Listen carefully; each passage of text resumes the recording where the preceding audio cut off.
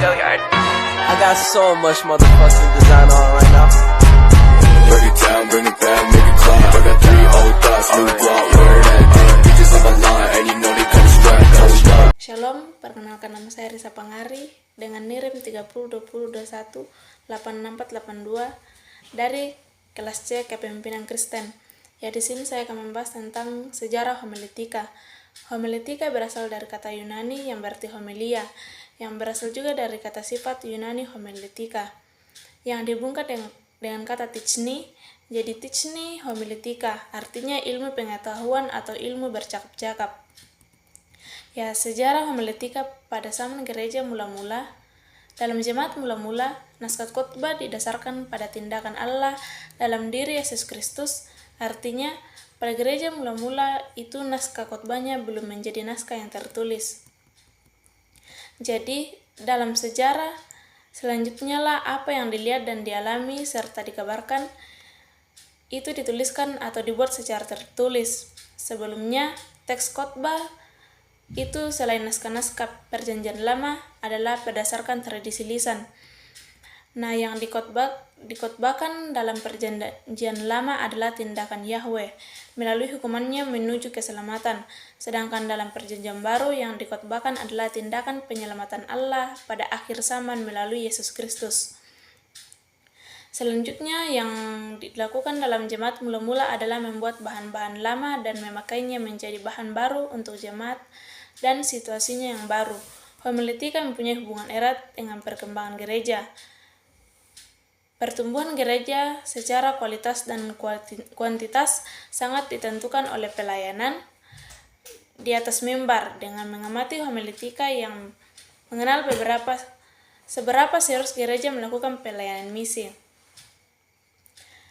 Sejarah menunjukkan bahwa homiletika merefleksikan interaksi dengan masyarakat yang ada di sekitarnya. Dalam sejarah gereja sampai abad ke-5, kata homilein diterjemahkan ke dalam Alkitab bahasa Latin atau Vulgata dengan istilah sermon. Sermon adalah suatu pekerjaan menafsirkan teks Alkitab untuk dikhotbahkan. Lalu, pada akhir abad ke-17, istilah homiletika telah dipakai sebagai ilmu berkhotbah. Nah, oleh sebab itu, ada beraneka macam khotbah dalam jemaat mula-mula. Lambat laun kebaktian dilangsungkan dengan memakai tata cara atau liturgia yang lengkap. Bagian yang pertama terdiri atas doa, nyanyian, pembacaan firman Tuhan, dan khotbah. Sesudah itu, jemaat makan bersama. Yang materi yang kedua itu kedudukan homiletika dalam teologi. Ada 4 kedudukan homiletika dalam teologi. Yang pertama, teologi biblika.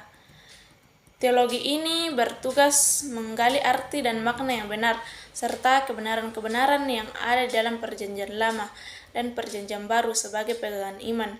Ilmu yang termasuk di dalamnya antara lain introduksi Perjanjian Lama dan Perjanjian Baru, eksposisi Perjanjian Lama dan Perjanjian Baru, bahasa Ibrani dan Yunani, hermeneutika, eksegese, atau ilmu tafsir, atau teologi Perjanjian Lama dan Perjanjian Baru. Yang kedua itu teologi sistematika. Teologi ini bertugas menemukan, merumuskan, dan mempertahankan dasar iman sambil menyelidiki cara pengalaman iman.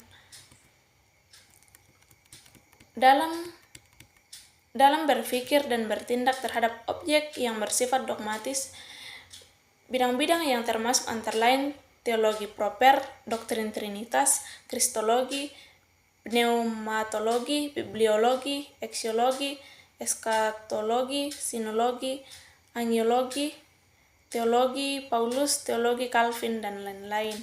Yang ketiga yaitu teologi historitika.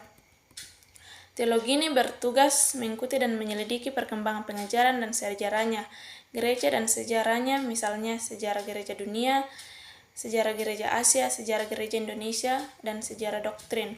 Yang keempat yaitu teologi praktika. Teologi ini bertugas memikirkan dan melancarkan cara penyampaian iman dan dalam usaha pemberitahuan agar relevan dan mengena. Pendeknya, teologi ini bertugas untuk memikirkan bagaimana ketiga teologi di atas dapat memaknai hidup manusia. Bidang-bidangnya itu antara lain homiletika, kateketik, evangelisasi, misiologi, pendidikan Kristen, apologetika, pertumbuhan gereja, manajemen gereja, kepemimpinan Kristen, metode pekabaran. Ya, sekian penjelasan tentang sejarah homiletika dan kedudukan homiletika dalam teologi.